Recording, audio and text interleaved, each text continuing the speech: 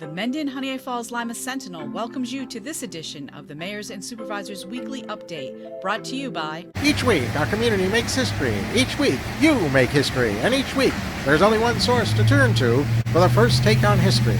You know what that is? Subscribe to the Sentinel right now to discover the history being made in your own backyard. The Mendon-Honeoye Falls-Lima Sentinel. More than just your news, it's your history. Welcome, everyone, to this week's edition of the Mayors and Supervisors Update. I'm Chris Carosa, publisher of the Mendon-Honeoye Falls-Lima Sentinel, and each week we bring you what's going on in the towns and villages all across our region. And we'll get right back to Mike when he comes back here. Yep, he's coming back. So we'll start with Mike Falk, the supervisor of the town of Lima.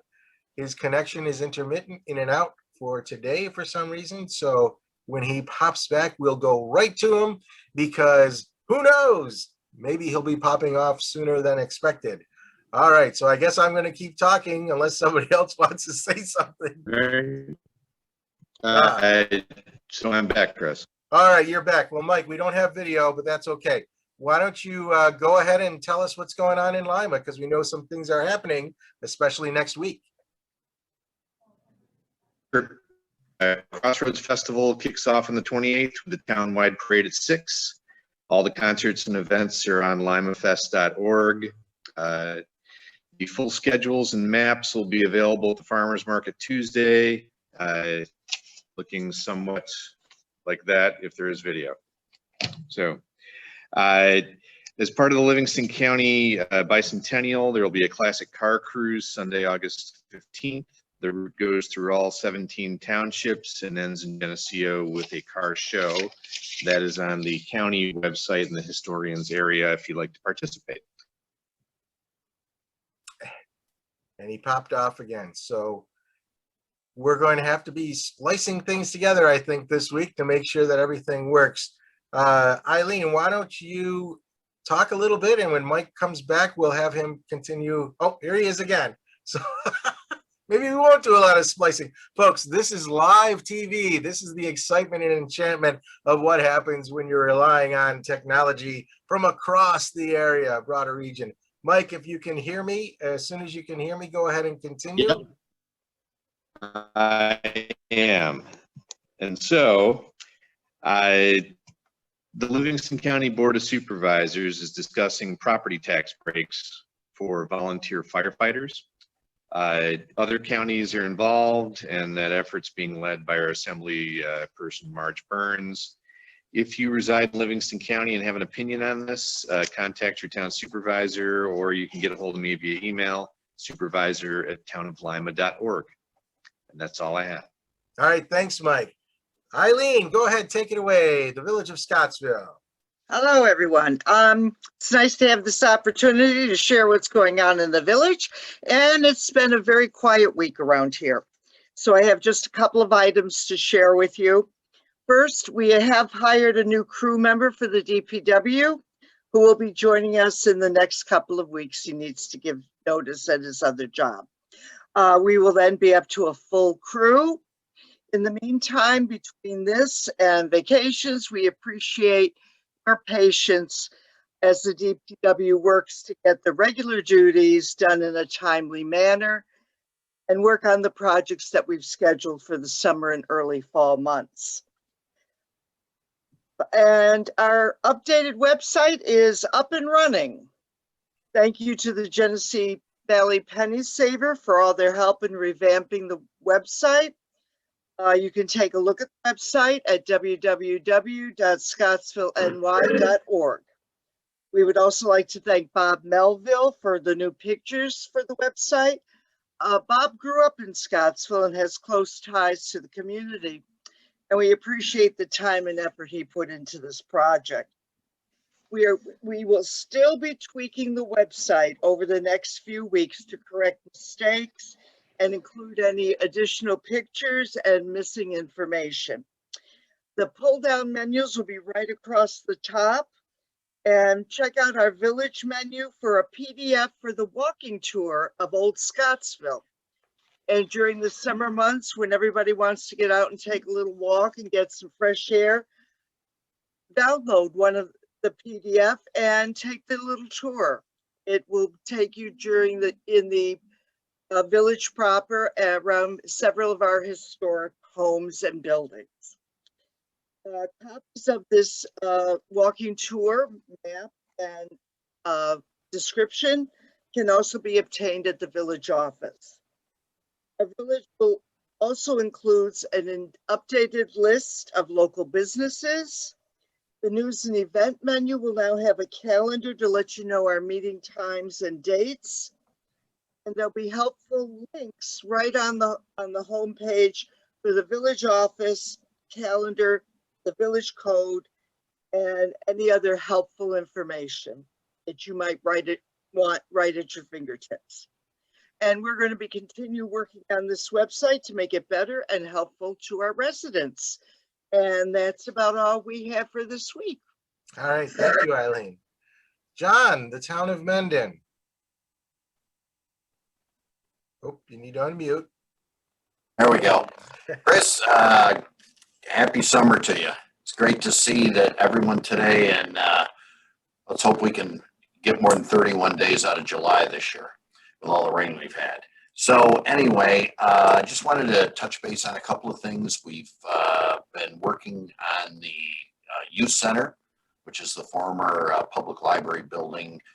We replaced a couple of exterior doors on that.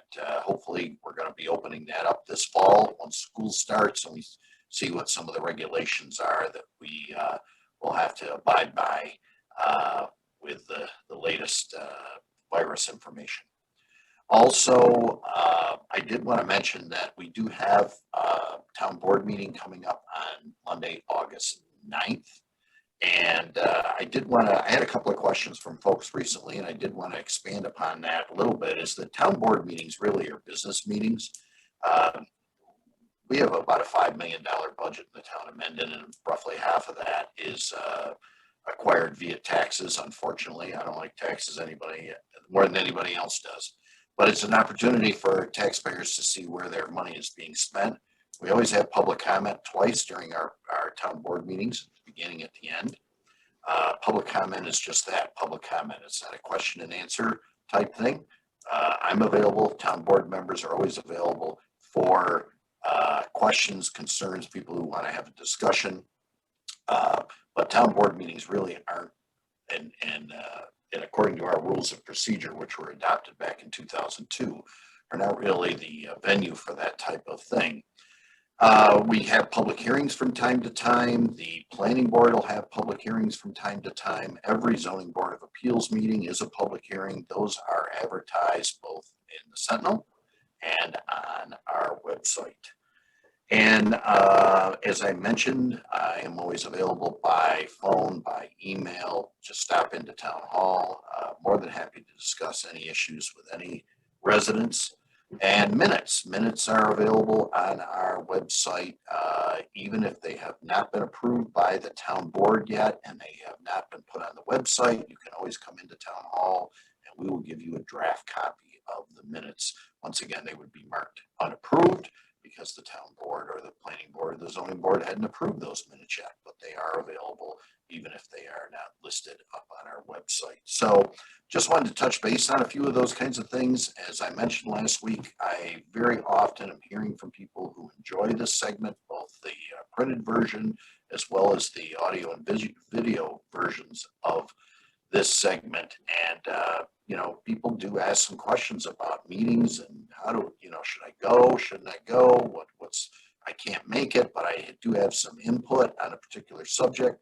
They're more than welcome to send in an email and I will make sure that it makes it into the record if they cannot make a meeting. Our meetings are pretty sparsely attended normally, and I always think that's a good thing because if people are upset, generally they come to meetings, and if things are going well, generally they don't come to meetings. So I'm sure some of my fellow supervisors and mayors would attest to that statement. So once again, Chris, this is a great opportunity for us to share with the community and appreciate the time. All right, thanks, John. And thank you all. We had some technical gremlins again striking us with that audio portion, but I'm sure that it went all through And don't worry, the transcript will be clear when it's printed in the paper. Jerry, Town of Rush, how are we doing there? We are doing great in the town of Rush. Just ask most residents and they will tell you that we are doing great. I wanted to bring up a subject that I've been receiving comments on for several years, and that is the lack of good internet service in the town of Rush. We have a couple of providers, but the service isn't always reliable and it isn't always of good quality. So Mike Falk and a bunch of other supervisors in Livingston County got together with a company by the name of Empire Access. And now Empire Access is going to blanket Livingston County with top quality internet access. And of course, that means that a few people have called me and said, why Livingston County? Why not the town of Rush? So I called both Greenlight, spoke to a person there, and I called a fellow by the name of Jim Bax at Empire Access. And it all boils down to economies of scale. In the town of Rush, there's not enough potential customers to make it worthwhile for either Greenlight or Empire Access to do an install. I'm sure it will come sometime in the future, but right now we've got to live with and tolerate the sometimes poor quality internet access that we get. Not happy to report that, but the reality is there. Also wanted to report that we have a town board meeting next Wednesday night, July 28th, 7 p.m. And I'm going to say right up front that I'm not intending to say that our meeting is run better than anyone else's, but John explained how his meeting is conducted, and I'm explaining how our meeting is conducted. We have two public comment sessions. The first one, people can say anything they want as long as they're decent and mature about it. The second public comment session is a two-way opportunity for people who want to ask about, well, how come the town of Mendon has 10 restaurants and we only have one? Stuff like that. So it's been very good. We haven't had any loss of control. We've had some expression of frustration, but generally speaking, it has gone very well for us. We also, in addition to the Zoom, which we've been having ever since the pandemic struck, we are now live. So residents can attend by walking in the town hall or by logging on to their Zoom account at home. And I think that I know we're going to continue with the Zoom process in the future. And as long as it continues to go well, I know we're going to continue with make your comment and ask your questions in the second session. If we can answer it, we will. If we can't answer it, we will get back to you. And with that, I will leave. I know you want to hear me say that Rush is the best kept secret in Western New York, and indeed it is. And we're going to try to keep it that way. Thank you. Thank you. Thanks, Jerry. Let me follow up actually on something that you mentioned, and maybe Mike can chime in here. When you were talking about the internet access, it's been an issue in the rural areas of New York State, particularly Western New York, broadband access. And Marjorie Burns, I know, did something in conjunction with the Livingston County. So I think it was the county supervisor or whoever it was, the county itself was pushing for this with the supervisors in the towns within Livingston County. Mike, can you tell us how that worked and maybe give a hint of what Monroe County might be able to do? Right. So this is the model where you're applying for a USDA Reconnect grant, and that Reconnect grant is what drives getting the high-speed fiber to the people who have the least amount of access, which typically this tends to be farms and people way out in the middle of nowhere. Yates County is already halfway through this process. The south end of Livingston County, which is the towns of Portage, Ashen, Dansville, and a portion of Nunde, are already fully wired with fiber. Armstrong, up from the south, did that starting 3 years ago. And Madison County, or New Utica, is also at the same state Livingston is. We both got approved for the USDA Reconnect grant. In order to set it up, you have to select a provider. The provider is the applicant. The county is the sponsor. And oh no, Mike just popped off. Jerry, were you able to pick up some of that, or what he was talking about? I heard all of what he said. Thanks, Chris. All right. So go ahead, Mike. You came back.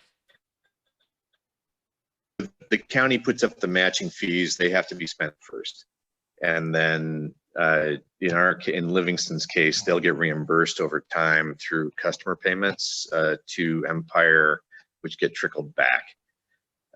So it really is a very good deal, but it's the USDA Reconnect grant that is first. Livingston County's goal is to get fiber optics to every home and business in the county, and this was step one. So is this a county initiative? I mean, even though it's coming up, bubbling up through the individual towns, is it the county that has to start this initiative with the state? It's the county board of supervisors that's pushing this. Right.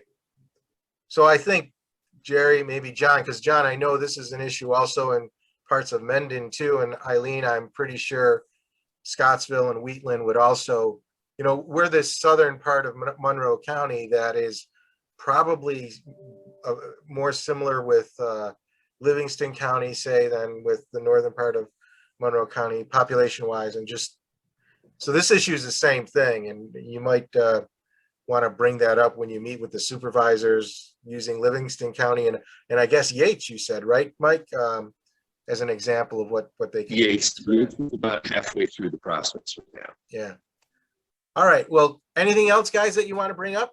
I would just say that we should pursue getting that connectivity for our towns, either that or encourage people to buy a 5-year subscription to the Sentinel. Sure, why not? Well, hopefully Rick will this part isn't going to be in the transcript because it's really off the report, but I think this is a good subject, so people will be able to hear it on the audio or on the video, I should say. So we'll want to make sure that Rick hears this too, because I'm sure he might have some ideas. He's familiar with a lot of this grant process through the village. I mean, all you guys are, but Rick might be in a position to do something about it in a few months. So, all right, guys, if that's it, we will see you again next week at 10 o'clock. Well, the people who are watching this on the show will be able to watch it on Sunday at 1 o'clock. As usual, mayors and supervisors will see you next week. All right, guys, bye-bye for now. Thank you, Chris.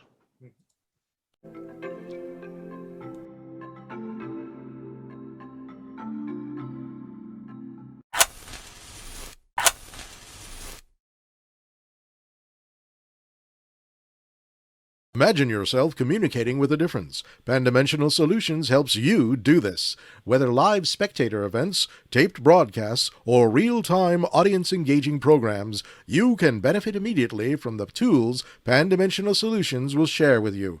Do you want to make a difference? Contact us at pandimensional.com.